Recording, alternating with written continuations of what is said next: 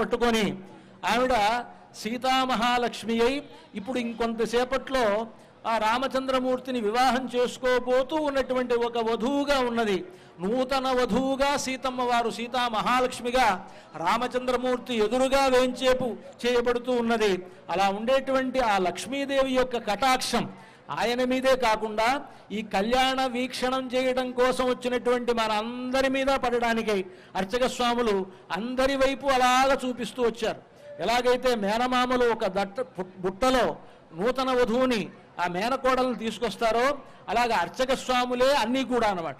అంటే ఒక ఆలయంలో పనిచేసేటప్పుడు ఒక అర్చక స్వామికి ఎలాంటి బాధ్యత ఉంటుందో ఆగమశాస్త్రం చెప్తున్నది.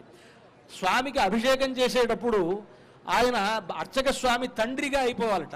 అంటే ఒక తల్లిగా, ఒక తల్లి బిడ్డకు స్నానం చేయిస్తుంటే ఎలాగా భావన కలిగి ఉండాలో అలా తల్లి భావన కలిగి ఉండి స్వామికి అభిషేకం చేయాలి. స్వామికి అలంకారం చేసేటప్పుడు భార్యలాగా అయిపోవాలట. అంటే భార్య భర్తని చక్కగా అలంకరించి బాగున్నాడు ఈయన అని అనుకుంటుందన్నమాట. అలాగా అర్చక స్వామి అలంకారం చేసిన తర్వాత స్వామికి ఆయన అలా చూస్తూ ఆహా చాలా అందంగా ఉన్నాడా లేదా, లేదా ఈ దండ ఇలా సరి చేస్తే బాగుంటుందా, ఈ హారం బాగోలేదు ఇంకో హారం వేస్తే బాగుంటుందా అని ఇలాగా హారాలు వాటినన్నిటి కూడా మారుస్తూ ఆయనకు ఎలా నచ్చుతుందో అలా అర్చకుడు అలంకారం చేస్తాడు. అప్పుడు ఆ అర్చకుడు ఎలా ఉండాలి అంటే ఒక భార్యలాగా ఉండాలి. స్వామికి ఊరేగింపు జరిగేటప్పుడు అర్చకుడు ఎలా ఉండాలి అని అంటే మంత్రిలాగా ఉండాలట.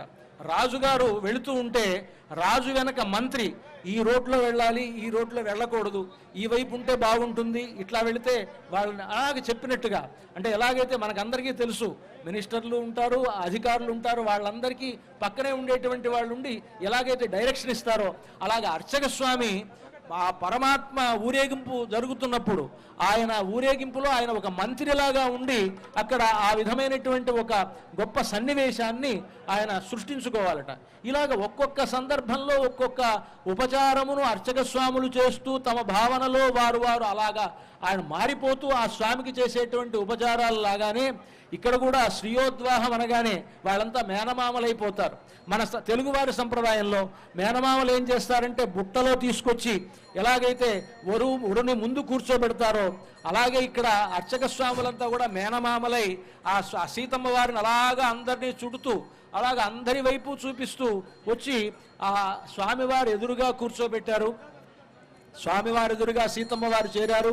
అలాగే శ్రీయోద్వాహం అనేటువంటి కార్యక్రమం అయింది. ఉద్వాహము అని అంటే కళ్యాణము అని అర్థం. శ్రీయోద్వాహము అని అంటే శ్రీ అంటే లక్ష్మి అని అర్థం. శ్రీయోద్వాహము అని అంటే లక్ష్మీదేవి యొక్క కళ్యాణము.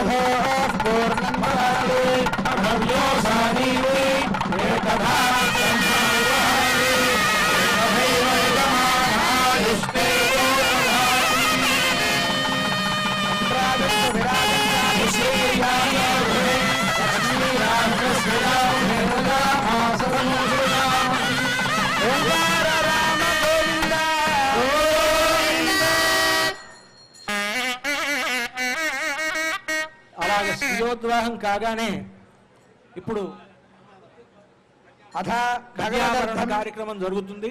ఆ